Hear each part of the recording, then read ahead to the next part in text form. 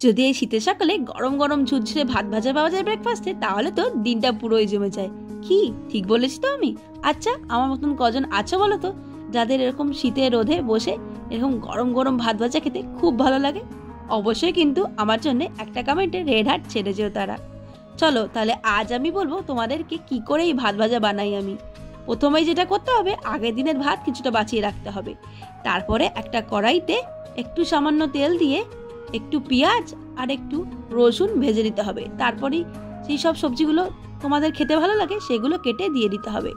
দিয়ে একটু নুন আর একটু হলুদ দিয়ে ভালো করে ভেজে নিতে হবে। তারপরেই একটা ডিম ফাটিয়ে তাতে দিয়ে দিতে হবে, আর ওই বেঁচিয়ে রাখা ভাতগুলোকে দিয়ে দিতে হবে।